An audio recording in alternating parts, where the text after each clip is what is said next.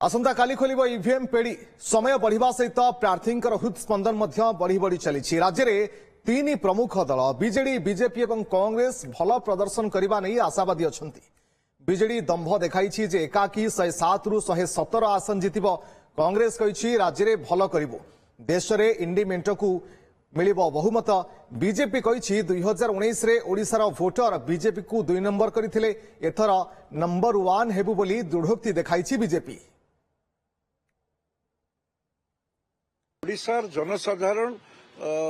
नरेंद्र मोदी को 99% 99 भाग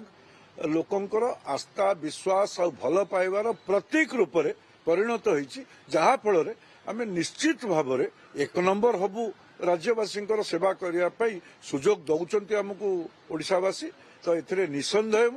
आ जो बूथ फेरंता जो मत प्रकाश पाउछि से विभिन्न प्रकार भाव में मोर दृढ़तार सह मु कहबी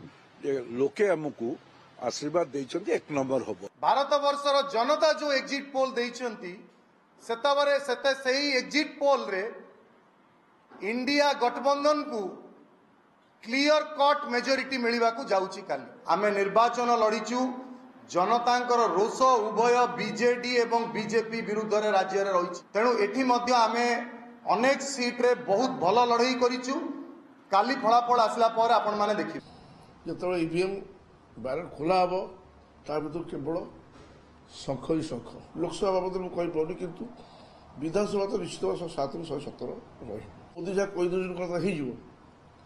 जो सीटा होता 400 पार हो जाता 400 पार कर संविधान को बदल था तो हो पारे कहीं 400 पार एक्जिट पोल कह 350